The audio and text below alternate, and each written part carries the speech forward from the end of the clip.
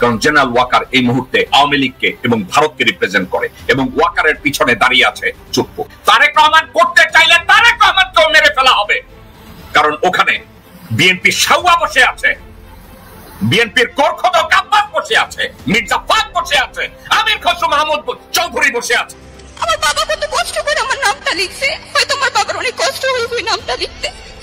আয়না ঘরের অনেক লেখা ওগুলো সব মুছে ফেলছে। স্বৈরাচার সরকার তো নাই, তাহলে তো কে মুছবে? ছোট মেয়েটা বলেছে তার বাবা আয়না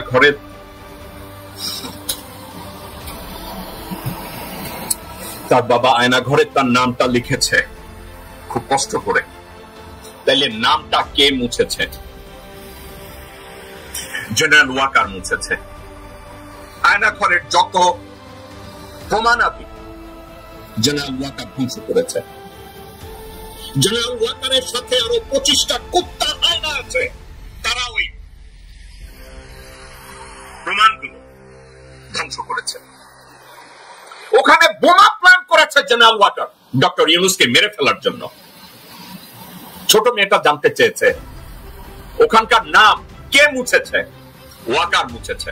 দর্শকবৃন্দ, ওয়াকার মুছেছে। মেয়েটা কান্না করছে তারেক রহমানের কাছে, আর তারেক রহমানের দলে সালাউদ্দিন, আমির খসরু মাহমুদ, গোরখোদক আব্বাস, মির্জা ফাক, আব্দুল্লাহ ওয়াল মিন্টু এবং বিএনপির সাংবাদিক এরাও বিচার করবে না। এরাই বলছে তারেক রহমান চাচ্ছো আমার বাবা কবে ফেরত আসবে।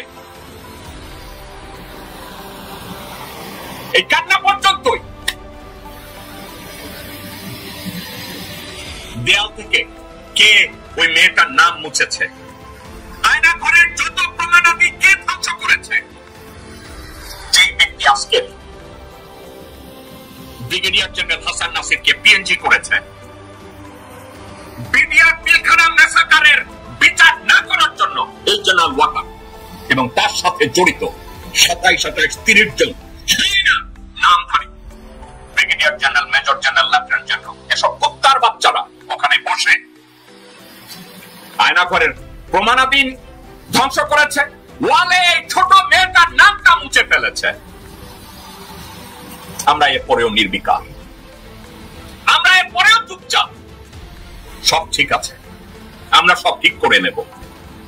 এনসিপির লোকজন রাস্তায় চিল্লায়, বিএনপি নির্বাচন চায়, জামাত ওয়াজ মাহফিল করে। আমাদের জীবনে জেনারেল হাসান নাসিরের মতো লোক বিডিআর পিলখানা হত্যার বিচার চায়, আয়না খান নিয়ে কথা বলতে চায়, কর্নেল হাসিনের মতো লোকজন কথা বলতে চায়, তাদেরকে পিএনজি ডিক্লার করে। কে? আয়না ঘরের প্রমাণাদি যারা ধ্বংস করেছে, এই পিচ্চি মেয়েটার নাম যে মুছে ফেলেছে মির্জাফর ওয়াকারুজ্জামান।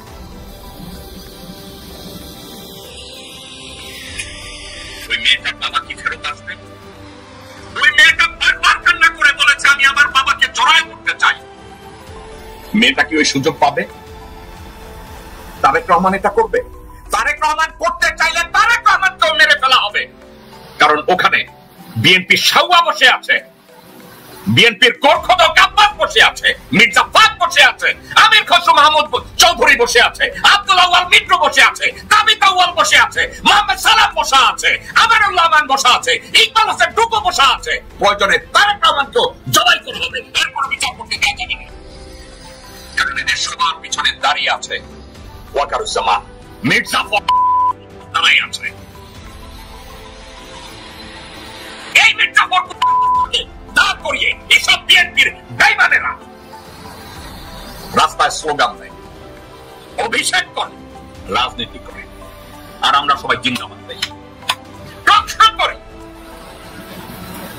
শো করি। দর্শকবৃন্দ, একা একা একটু চিন্তা করে দেখেন, যারা গুম হয়েছে, ইলিয়াস আলীর কথা চিন্তা করে দেখেন, আর যারা গুম হয়ে ব্যাক করে এসছে তাদের কথাও চিন্তা করে দেখেন। আর বিডিআর পিলখানা ম্যাসাকারে যেসব বাচ্চারা তাদের বাবাকে হারিয়েছে তাদের আর্তনাদ একটু ধৈর্য ধরে শুনেন। আমরা আইন পড়েছি একমাত্র একটা কারণেই, যে আমাদের বাবার বিচার আমরা চাই এবং আমাদের বাবার বিচার করে ছাড়বো। আমি অ্যাডভোকেট সাকিব রহমান, আমি শহীদ কর্নেল কুদরত ইলাহীর সন্তান। আমি সহ এখানে রাকিন আহমেদ আছে, বিডিআর এর লাস্ট ডিজির ছেলে। আমরা আইন পড়েছি একমাত্র একটা কারণেই, যে আমাদের বাবার বিচার আমরা চাই এবং আমাদের বাবার বিচার করে ছাড়বো। এবং আমরা অনেক কৃতজ্ঞ যে এই ছাত্র জনতার এই আন্দোলনের পরে আমার ছাত্ররা, আমি নর্থ সাউথ বিশ্ববিদ্যালয়ের পরে আমার ছাত্ররা আমাকে এসে বলতো যে স্যার আমরা তো পেয়েছি, কিন্তু আপনার জন্য আমরা সবচেয়ে বেশি খুশি। এবং এই সরকার যখন কিনা তদন্ত কমিশনটা করে নাই, তারপরে বোঝা গিয়েছে যে জনগণ কতটা তার মনে প্রাণে এই বিডিআর পিলখানা হত্যাকাণ্ডকে ধারণ করে। এই কারণে আমরা আজকে অভিযোগ দায় করছি এবং আমরা আশাবাদী যে আমরা এর সঠিক বিচার পাবো, এর থেকে বেশি। বিডিআর হত্যাকাণ্ড নিয়ে কোন কমিশন দেওয়ার পক্ষে ছিল না জেনারেল ওয়াকারুজ্জামান। বিডিআর হত্যাকাণ্ডে যারা মারা গিয়েছে তারা বলেছে দে আর জাস্ট গন, তাদেরকে নিয়ে আমাদের আর কথা বলার দরকার নেই, যা হওয়ার হয়ে গেছে।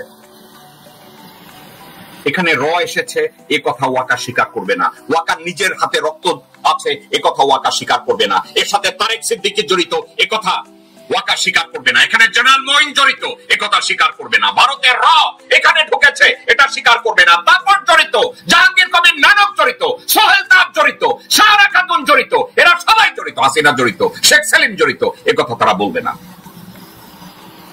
কারণ বেগম জিয়া ক্যান্টনমেন্টে গেলেন, তার আগের দিন উনি ভালো ফিল করছিলেন না, শারীরিকভাবে উনি অসুস্থ ছিলেন। ওনার শারীরিকভাবে অসুস্থতাটা এমনই পর্যায়ে গেল যে উনি নিজের বিছানায় ঘুমোতে চাচ্ছিলেন না।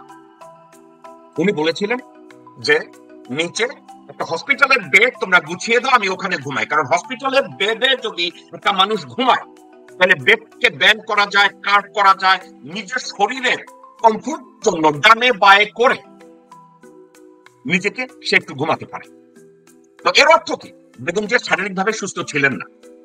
বেগম জিয়া সশস্ত্র বাহিনী দিবসের আগে উনি অসুস্থ, নিজের বেডে উনি ঠিক মতো ঘুমাতে পারছিলেন না।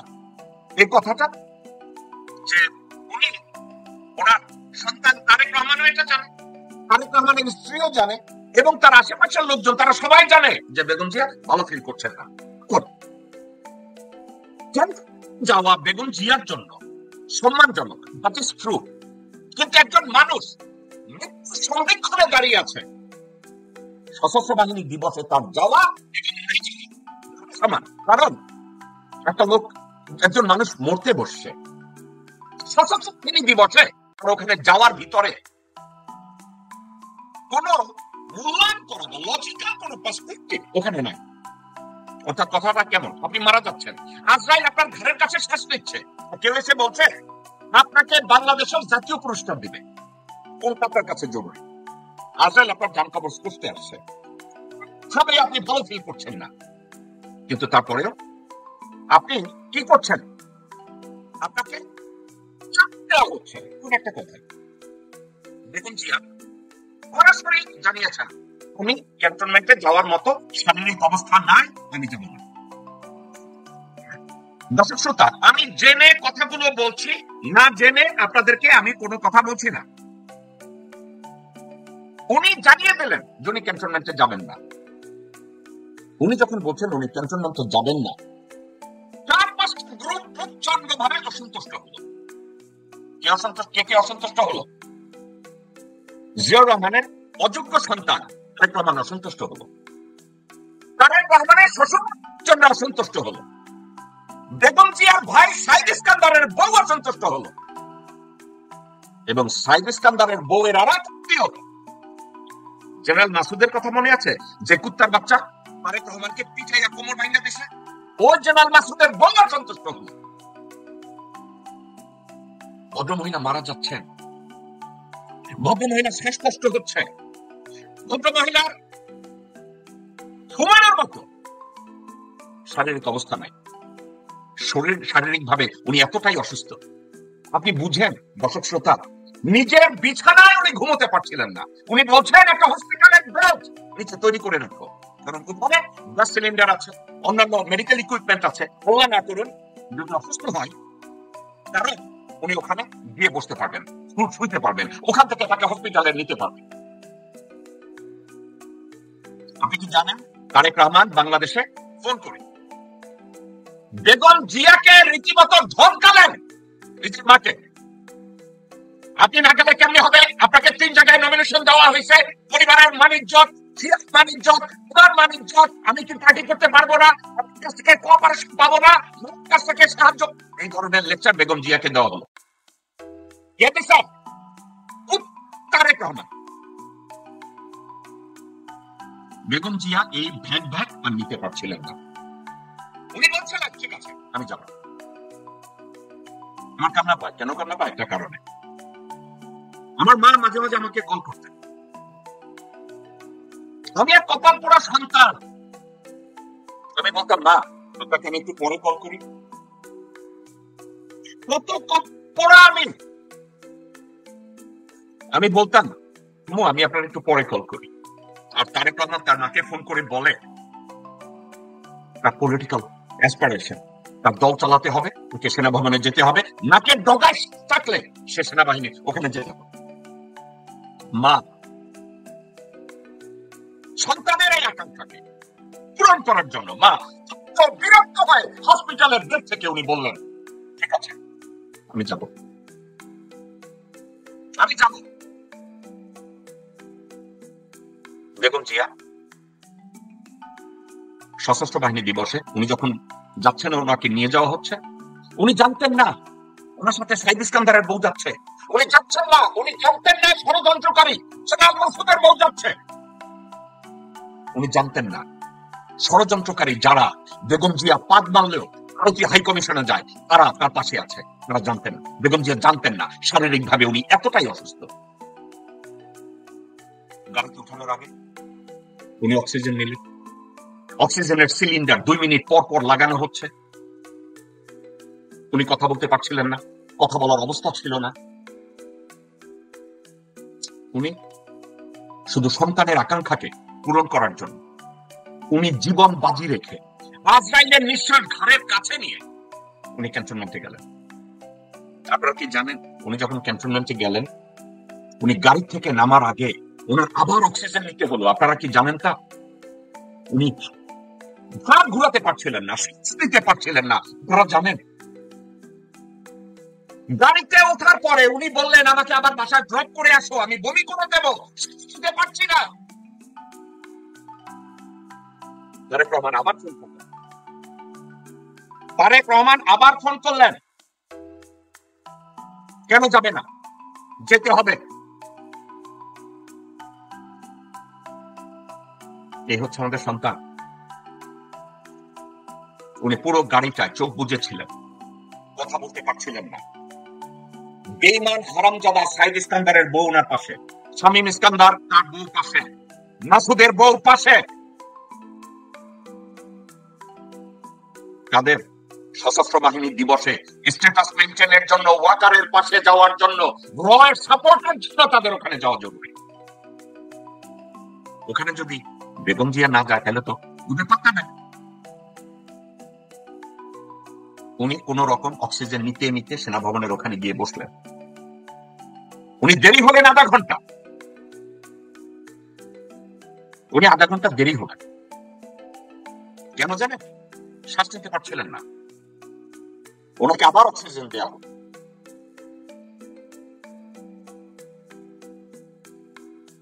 ক্যান্টনমেন্টে গেলেন, নামলেন, অক্সিজেন সিলিন্ডার পাশে রাখা হলো।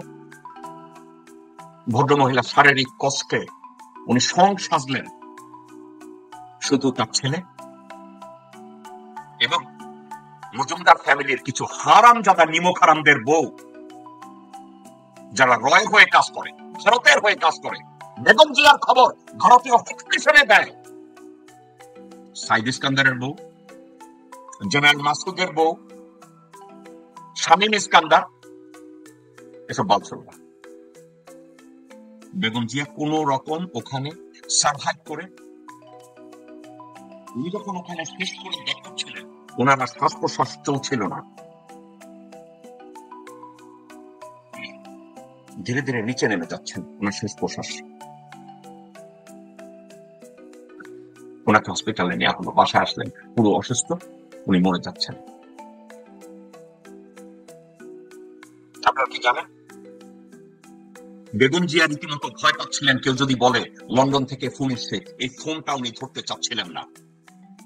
কারণ একজন মা যখন বুঝে যান আমার সন্তান আমাকে ফোন করে তার রাজনৈতিক স্বার্থে, আমার সন্তান আমাকে শুধু ফোন করে ভোট দেওয়ার জন্য, মৃত অবস্থায় দূর করার জন্য ফোন করে না। আমার সন্তান আমাকে ফোন করে আমাকে মৃত্যুর আগে পর্যন্ত তার মা টের পেয়ে গেছে তার ডেড বডি খেলাও তারেক রহমান ব্যবহার করবে তার বেনিফিটের জন্য। হ্যাঁ রে কপাল, তারেক রহমান বিশাল একটা কপাল নিয়ে জন্মাইছে, হাসিনার মতো কপাল, মুজিবের মাইয়া। আর তারেক রহমান একটা বিশাল কপাল নিয়ে জন্মাইছে, জিয়া পোলা এবং বেগম জিয়া পোলা। হসপিটালে নিলেন বেগম জিয়াকে। এত অসুস্থ ভদ্র মহিলা না কথা বলতে পারছেন, শ্বাস করতে পারছেন, সিঙ্কিং মানে ওনার শ্বাস প্রশ্বাস যা দিচ্ছে কোনো কিছু আর কাজ করছে না। ওনার পাশে ডাক্তার দাঁড় করানো আছে, তার ভিতরে দু একজন দাঁড়ানো আছে, আমি ইচ্ছা করে নাম বললাম না, রয় লোক। এবং এই রয় লোককে ওখানে রেখেছে তারেক রহমানের শ্বশুরের ফ্যামিলি। রয় দালাল ছিল তারেক রহমানের শ্বশুর রিয়ার অ্যাডমিরাল মাহবুব আলী খান এবং তার বউ ইকবাল বানু এবং জোবায়দা বড় বোন বিন্দু। আপনারা মিডিয়া ইতিমধ্যে শুনেছেন জোবায়দার সাথেও বেগম জিয়ার সম্পর্ক খুব একটা ভালো না। দেখেন না মিডিয়া কিভাবে প্রকাশ করছে জোবায়দা রহমানের আগমন, জোবায়দা রহমানের নির্গমন, কত কথা গমন টমন এগুলো বলে টলে। সমস্যা একটা জায়গায়, বেগম জিয়া খুব ভালোভাবে জানতেন এই পুরা ফ্যামিলিটা রয়্যাল ফ্যামিলি। এখন ভোট পোলা বিয়া করছে, উনি কি করবে? প্রায় ফেলবে। কপাল ভদ্রমহিলা, কত কপাল, ভাইকে বিশ্বাস করে প্রতিরক্ষা উপদেষ্টা বানাইছে পুরা বাংলাদেশ আর্মিটাকে। ওই সাইদ ইস্কান্দার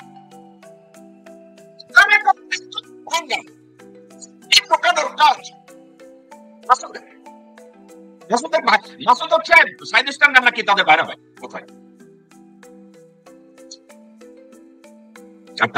বেগম জিয়ার পাশে দৌড়াদৌড়ি করে কে? ওই সাইদ ইস্কান্দারের বউ, ওই মাসুদের বউ।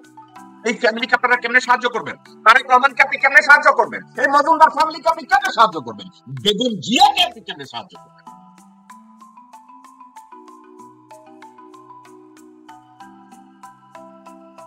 This is the story of Begum Zia সেক্রেস। কারণ বেগম জিয়া অসুস্থ, মারা যাচ্ছেন, তাকে 3টে আসনে নমিনেশন দেওয়া হয়েছে যাতে বিএনপি নির্বাচনে ভালো করে। ফেনী ছাড়া কোন জায়গায় বেগম জিয়ার আসনের তার অবস্থা ভালো না।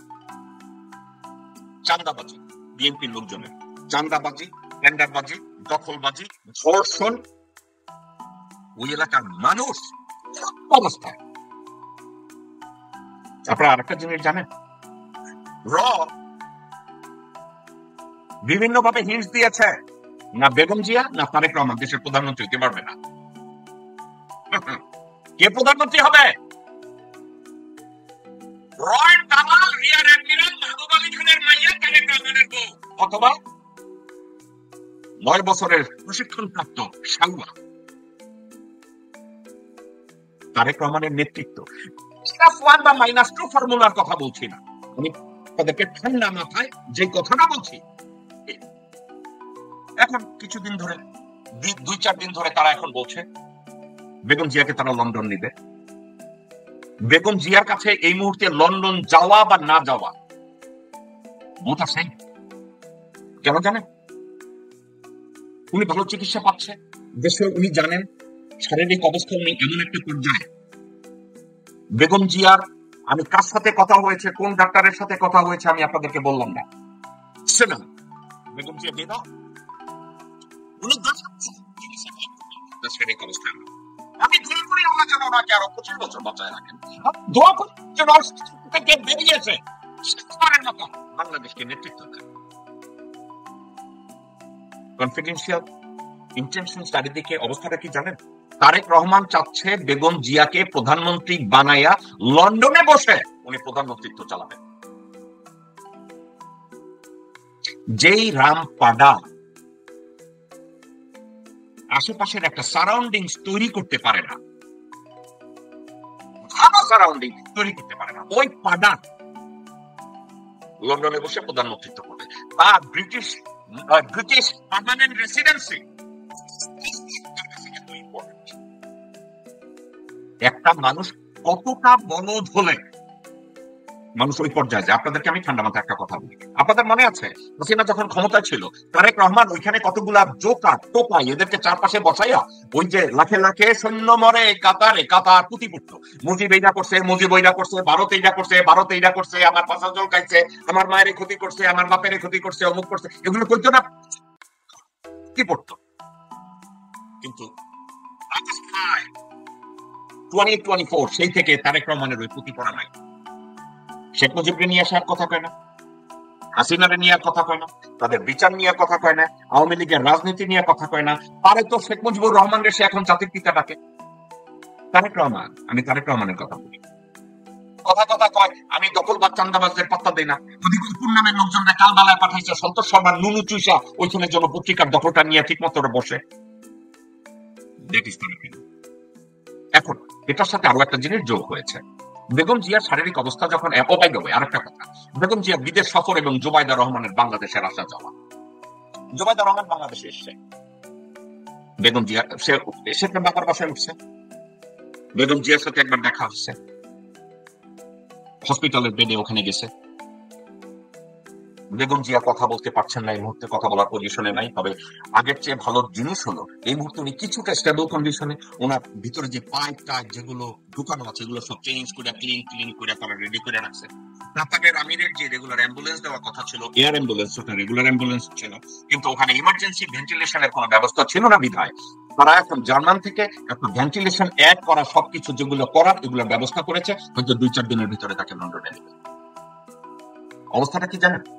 নির্বাচনের জন্য হোক আর তারেক রহমানের ক্ষমতা লোভের জন্য হোক এবং বিএনপি কে ক্ষমতা আনার জন্য হোক, তারেক রহমানের কথা হইতেছে মা সামনে দাঁড়াইয়া তুমি মরতেও পারবা না, তোমার বাচ্চা থাকতে হইব, কারণ আমি এখনো প্রধানমন্ত্রী হই নাই, বিএনপি এখনো ক্ষমতায় আসে নাই, মরা যাবে না। আপনাদেরকে একটা ঠান্ডা মাথায় কথা বলি, আমি আপনাদেরকে একটা ভিডিও দেখাই, আপনারা আমাকে একটু সময় দিবেন, আমার ভিডিওটাকে আনতে হবে।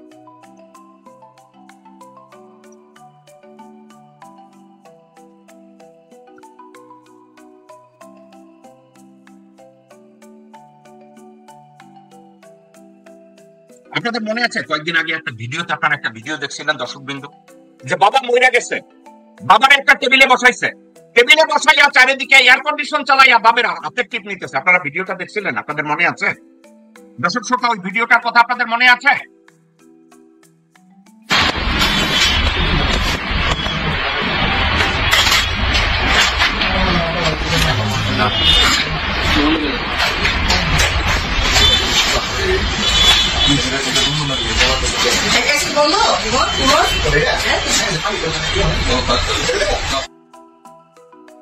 দেখেছেন বাবা মারা গেছে, বাবার ডেড বডিটা চেয়ারে বসাইয়া হাতের টিপ নিতেছে সন্তানেরা।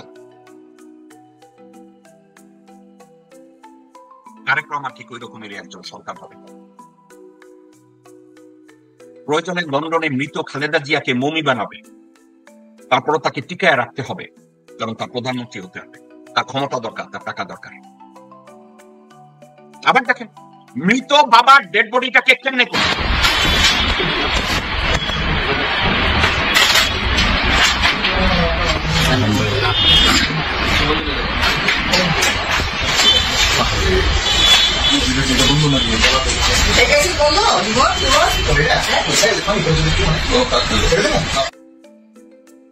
নৈতিক অবক্ষয় যখন একটা মানুষকে, একটা পরিবারকে পেয়ে বসে, একটা সমাজকে পেয়ে বসে, তখন সাবজেক্টটা তারেক রহমান এবং হাসিনা না, সাবজেক্টটা এই আমার প্রফিট করতে হবে, আমার প্রফিটটা করতে হবে।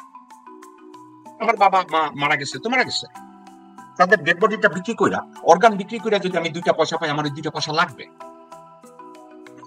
মোটেও মাথা ব্যথা নাই তার মা সুস্থ কি অসুস্থ, তার মাথায় একটা জিনিস আছে, তাকে 3টা আসনে নমিনেশন দেওয়া হয়েছে, এই মহিলা এখন মহিলাকে মরতে দেওয়া যাবে না, মহিলাকে বাঁচায় রাখতে হবে।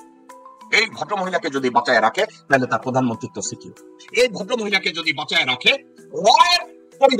পরিবার হলো রিয়ার অ্যাডমিরাল মাহবুব আলী খানের পরিবার, ওই পরিবারকে একটু করে নিতে হবে। নাইব আলী খানের পরিবার থেকে যদি কোনো প্রধানমন্ত্রী হয়ে যায়, অথবা কক্সেস বাজারের শাওলা এসআলমের পয়সা জমিদারি করতেছে, তারাও যদি প্রধানমন্ত্রী দেওয়া যায়, অথবা আমি খসরুরে দেওয়া যায়,